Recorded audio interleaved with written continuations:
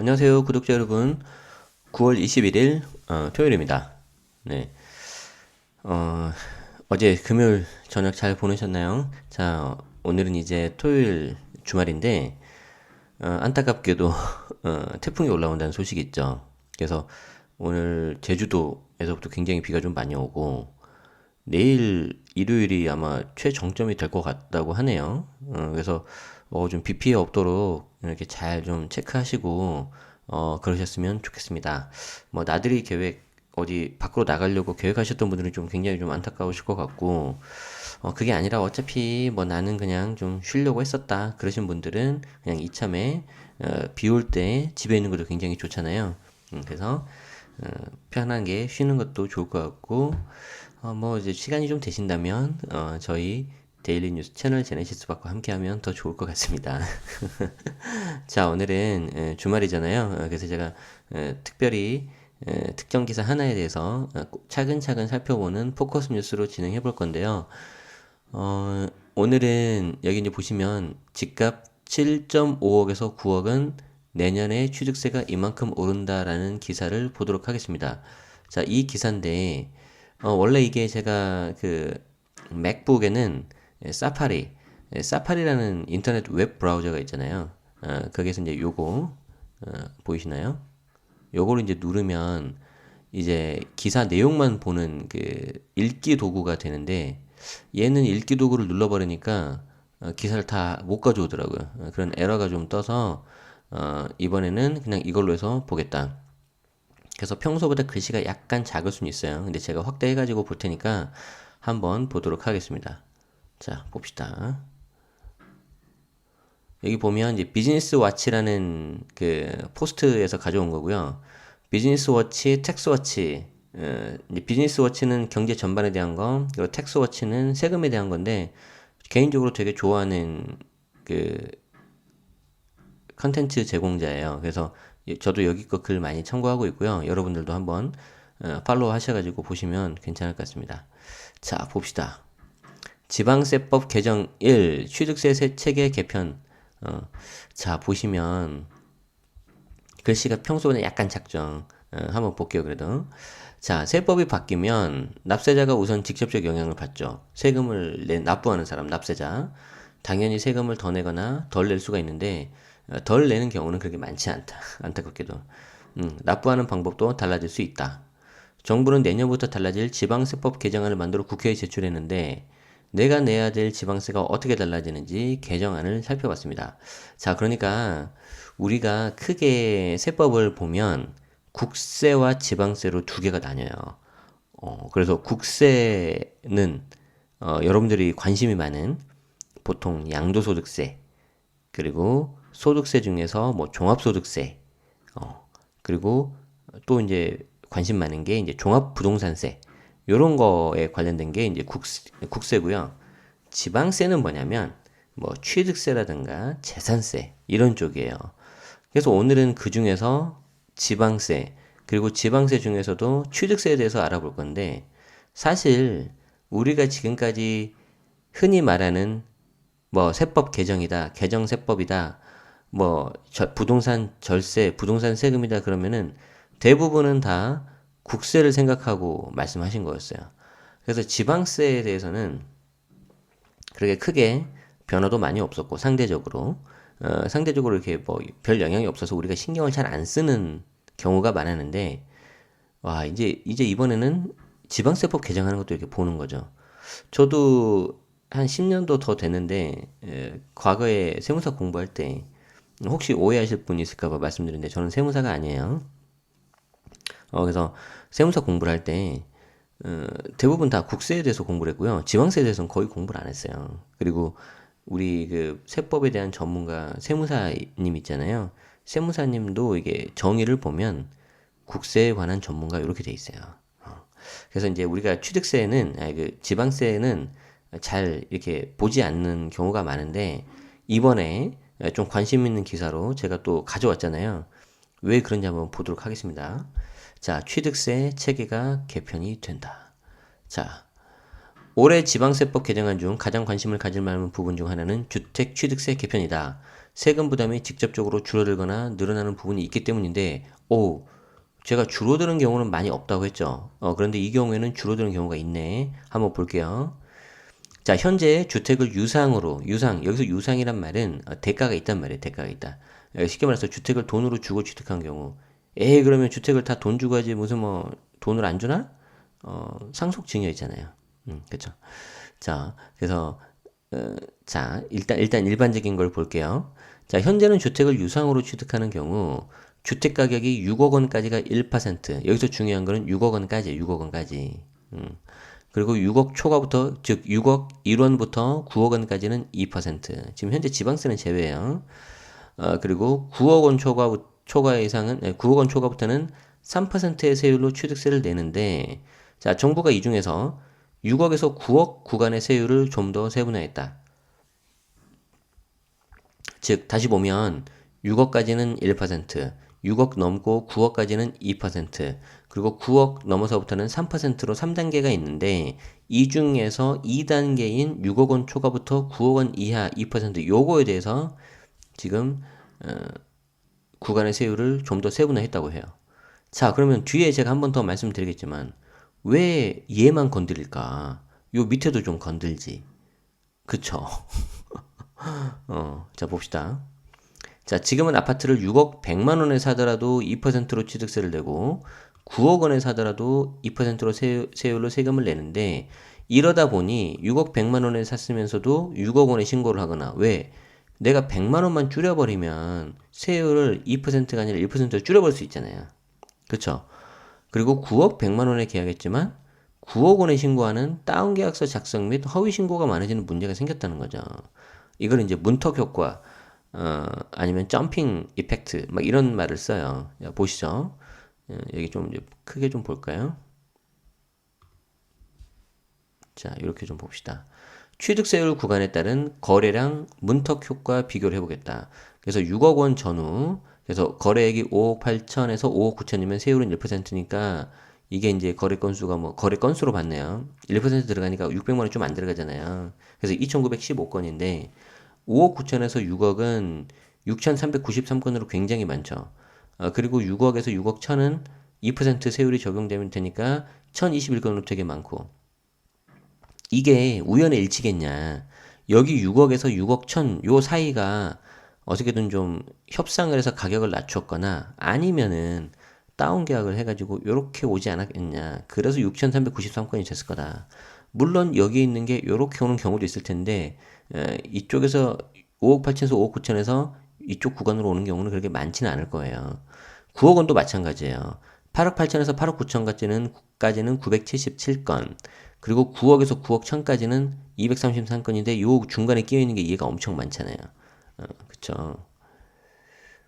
자, 정부는 이러한 세율 문턱 효과를 없애기 위해서 6억 원 초과 9억 원 이하 구간의 세율을 2%로 일괄 적용하지 않고 100만 원 단위까지 과표 구간을 쪼개 세율도 1.01부터 2.95까지 세분화해서 적용하는 방안을 내놨다. 자, 그래서 예를 들어서 주택 취득 가격이 6억 100만 원이면 기존에는 2%니까 한 1200, 300 이렇게 나왔단 말이에요. 그런데 이거를 그냥 1.01%로 하니까 그냥 100만 원 6억이면은 1%인가 600. 6억 100만 원이면 1.01이니까 뭐 얼마야? 아무튼 600 뭐 얼마 조금 더. 그래서 합리적으로 바꾼 거죠.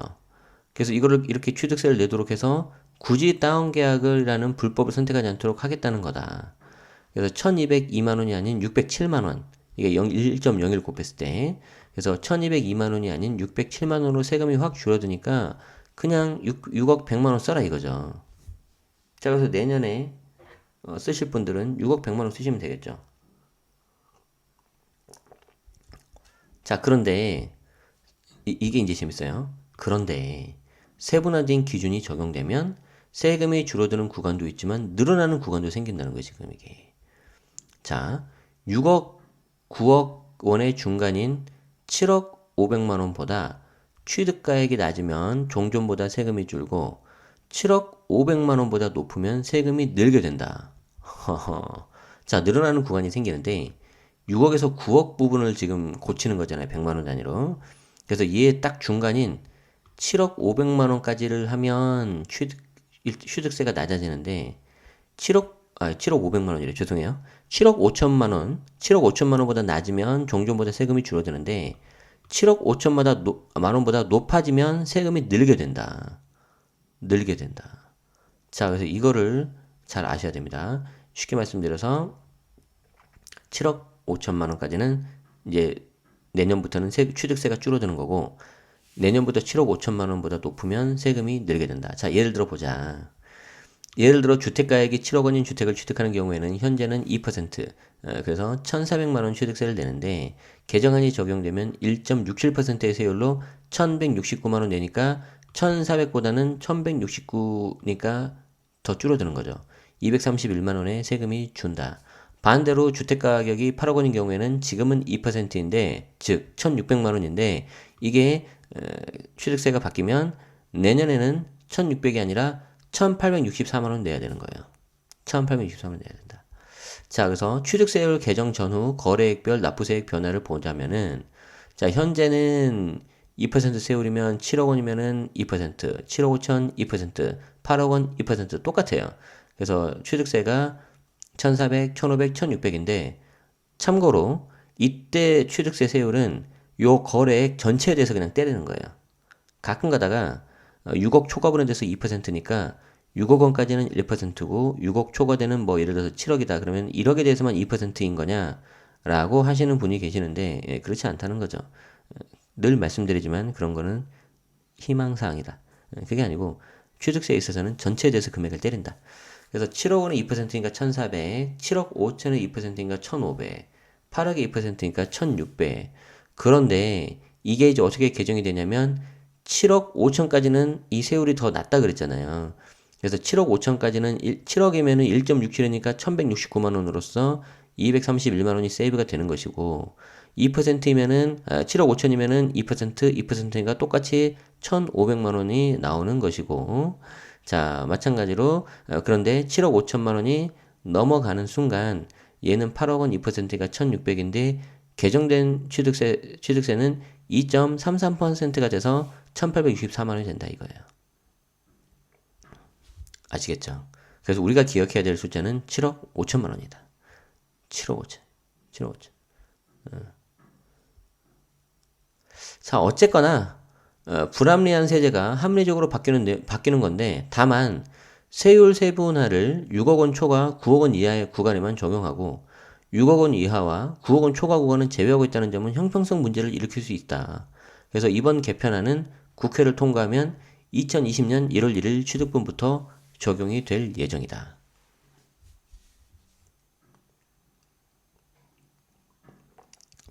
자, 아까 말씀드렸죠. 자, 뭐였어요? 주택 가격이 6억까지는 1%, 6억 초과 9억 원 이하는 2%, 그리고 9억 초과 3% 이렇게 3단계로 나눠지는데 정부가 이 3단계 중에서 여기만 고쳤다는 거예요. 여기만. 그래서 이해할 수 없다. 이 기사도 왜 할 거면은 다 하지 여기만 하냐. 지금 그래도 이렇게 바꾸니까 나름 합리적이잖아요. 그죠? 잘 바꾼 것 같아요. 근데 왜 이렇게 하냐? 할 거면 다 하지. 그래서 뭐 다음에 하려고 그러나? 뭐 좀 약간 뭐 좀 남겼어 여지를 지금. 그래서 왜 이렇게 했냐? 약간 좀 이해가 안 되고 이게 이제 형평성 문제를 일으킬 수가 있거든요. 그래서 그럼 6억 원 이하하고 9억 원 초과 구간에 대해서도 특히 9억 원 초과에 대해서는 일괄적으로 3%니까 이것도 좀 바꿔주면 좋을 텐데. 그래서 형평성 문제를 일으킬 수가 있고 6억에서 9억이 이제 아마 그런 문턱 효과가 가장 많이 있는 구간이기 때문에 거기에 대해서 바꿔야 되는 거 아니냐라고 저는 생각을 하고 있고요. 안타깝지만 저는 약간 이런 해석을 할 수 있다고 봐요. 자, 여기 보시면 7억 5천까지는 어차피 세부담이 지금이 더 많고 7억 5천 넘어서부터는 이제 바뀐 세법이 더 세부담이 더 많다는 거잖아요. 정부도 이거를 뭐 모르진 않을 거예요. 근데 사실 우리가 지금 현재 주택 자체가 거래가 잘 안 되죠. 왜 거래가 안 되죠? 가장 큰 게 양도세 중과 때문에 안 되잖아요. 이게 워낙 부담이 크니까 양도소득세가 이제 중과가 너무 부담이 되니까 아예 지금 안 되고 있는데, 어, 양도소득세, 이제 거래 자체가 안 되면 양도소득세가 안 거치잖아요, 상대적으로. 그럼 양도소득세는 아까 제가 뭐라 그랬죠? 국세라 그랬잖아요, 국세. 그래서 국가 예산이, 세수 확보가 잘 안 되는 그런 문제가 생기는데, 반대로, 어, 거래 자체가 안 되면 양도소득세뿐만 아니라 또 뭐가 안 나오죠? 취득세가 안 나와요, 취득세가. 근데 취득세는 아까 지방세라 그랬잖아요. 그럼 지방세는 지방자치단체, 즉 시군구청의 예산으로 들어가요. 근데 얘가 안 잡히니까 이게 그 지방자치단체에서도 일부 지자체에서는 양도세 중과 이거 좀 이제 해제해라. 지금 다 죽게 생겼다. 거래 자체가 안 되니까 막 그런 말들도 나오고 있어요. 자, 그런데 그래서 이제 취득세를 뭐 어떻게 조정한다는 그런 말이 그 전에 이미 나왔었는데 지금 이번에는 이런 식으로 조정이 됐네요.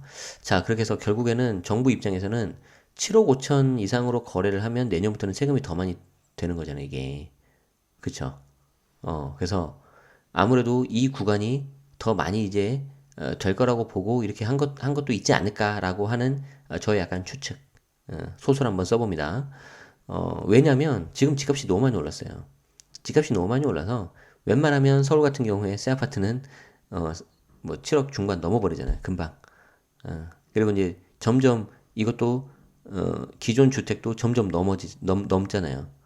그러니까 여러분들이 이제 이거는 좀 약간 다른 이야기인데 세금 말고 다른 이야기인데 부동산을 공부를 하실 때 올해 서울의 아파트 공동주택 가격을 공시 가격을 14.02%로 올렸잖아요. 이게 되게 단순한 게 아니에요. 그냥 얘를 하나 올렸다 그러면은요, 이와 연관된 게 굉장히 많이, 그, 관련되어 있는 지수들이 굉장히 많이 있고, 특히 이게 공시 가격을 올렸다는 거는 더 대표적으로는 그 전에 앞서서 표준지, 땅값을 올렸거든요. 땅값이 올라갔다는 거는 결국에는 이 부동산 가격은 절대 내려갈 수가 없는 거예요. 웬만해서는. 이제 원래 쉽게 말해서 아파트 가격이 땅값하고 건물 가격 두 개가 있는 거잖아요. 근데 땅값은 계속해서 좀 올라가고 있는 거고 건물 가격은 감가가 되니까 떨어진단 말이에요. 근데 그 둘을 합친 전체 최종 가격이 올라가고 있다는 건 무슨 말이에요?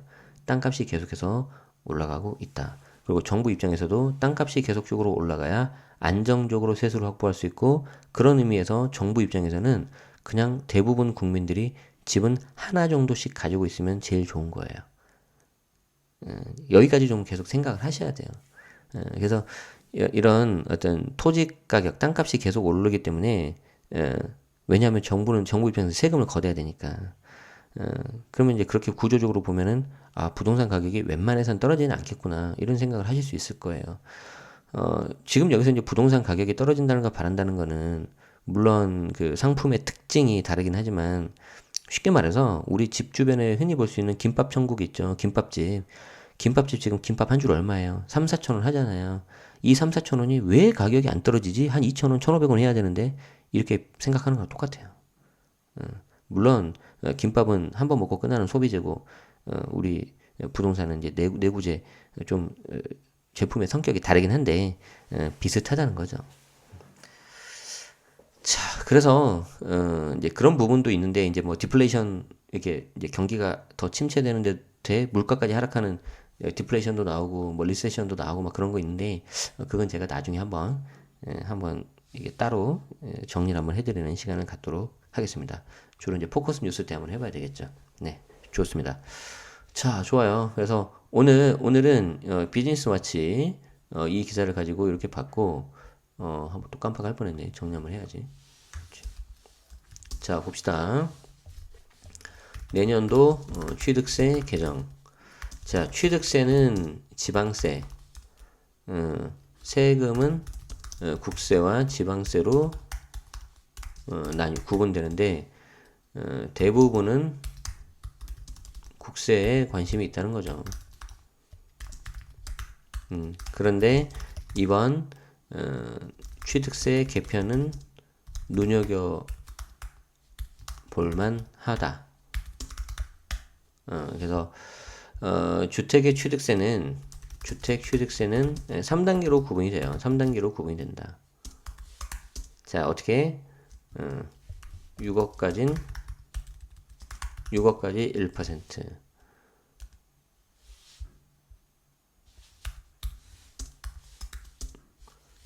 6억 초과 9억까지는 2%. 자, 그리고 이렇게 여러분들이 좀 잘 보기 편하겠죠? 9억 초과는 3%. 이게 바뀐다. 그런데 6억, 9억 여기만 바뀐다. 그래서 이게 이제 형평성 문제가 있을 수 있다는 거죠. 그쵸? 그래서 7억 5천 이하는 유리, 7억 5천 초과는 분리. 이렇게 된다. 그래서 이게 언제부터 시행되냐면 2020년 1월 1일 이후 계약분부터. 이게 계약인가 잔금인가? 1월 1일 취득분부터인데, 이건 제가 한번 확인하겠습니다. 이게 취득세는 또 이게 지방세라서 이게 계약일이었던가 잔금일이었던가. 일단 1월 1일 세법상으로 취득일이면은 잔금일이거든요. 그런데 혹시 모르니까 2020년 1월 1일 이후 취득분부터 적용된다. 그래서 요거 좀 알아두시고, 내가 좀 거래 자체가 좀 애매하다. 어차피 뭐 지금 해서 잔금을 12월 안에는 쳐야 된다. 그러면은 상관이 없는데, 내가 지금 뭐 연말에 계약을 하고, 잔금은 내년 넘어가서 친다 그러면은 요거 기준 언제인지 한번 보셔야 되잖아요. 그래서 한번 좀 확인해 보셔야 될 것 같은데 저도 한번 알아보겠습니다. 네, 그래서 2020년 1월 1일 이후 취득분부터 적용된다는 거를 여러분들이 좀 아셨으면 좋겠습니다. 그래서 오늘 정리한 거 이렇게 제가 한번 좀 크게 보여드릴까요? 이렇게. 오케이. 그래서 이렇게 한번 보시면 좋겠죠. 필요하신 분들 보세요.